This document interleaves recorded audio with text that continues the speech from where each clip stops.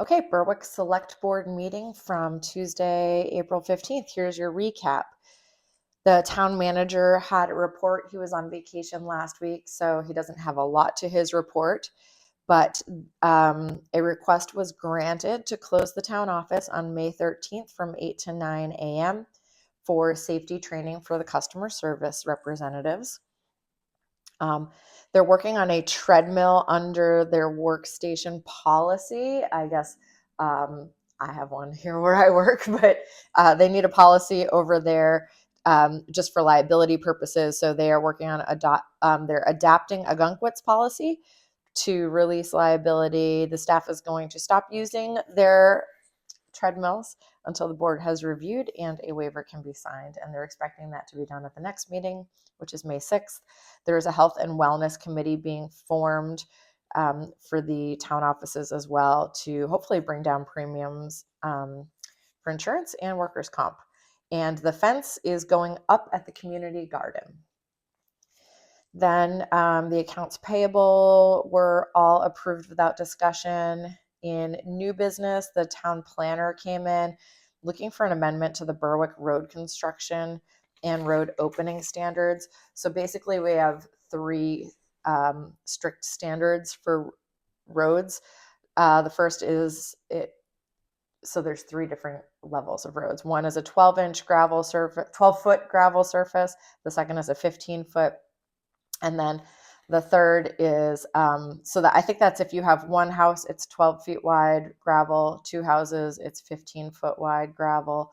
And then if it's three or more houses, the road has to be brought up to town construction standards, which is 26 feet of pavement with shoulders. So the proposal from the planning department is to grandfather some streets and allow them to be exempt from the town road construction standards. The proposed language is roads constructed before January 1st, 1986, located entirely in the R1 district, which is our growth district, do not need to meet the road construction standards as long as the surface is 20 foot wide with a minimum of 15 feet of it paved. There must be an acceptable turnaround for fire trucks. Only 5 streets would only affect 5 streets, and I guess only 2 have the potential for more development. So what this is basically doing is allowing for more development in the R1 zone without improving the streets or bringing them up to town standards. It sounds to me like somebody on one of those streets or 2 of those streets would like to put in some more house lots. I don't think this would have come up just as an epiphany to somebody, but they're going to have a town hearing or a public hearing on that May 20th. So if you have an opinion on that, go down. The union contracts were approved unanimously. There was a lot of discussion about it. Arthur is the negotiator with the unions, and I believe that's for police, fire, and highway. Then we had 2 abatements given. So 41 Fox Ridge Drive, their assessment was reduced pretty significantly. They got an abatement of $1,164.70 from their 2024 taxes. 30 Pine Hill Road also had an abatement of about $25.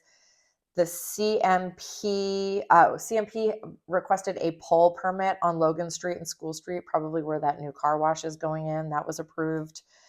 The select board papers have been turned in for the 3 seats that are available. So Noah is asking to re-up his 3-year term. Cyrus Morgan is also asking for a 3-year term.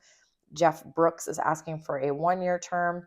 And we have, I think there's one seat on the school board, I believe, but only one person has turned in paperwork. Melissa Tasker is that person. May 12th will be a candidate night. If you have questions specifically for the candidates, you can email them to Jeremy Caston ahead of time. His email address is on the town website. He is with the TV production, and he needs those questions by May 5th. And then they talked briefly about the Power Wheels race on May 3rd. It is a free event. Bring your own Power Wheel.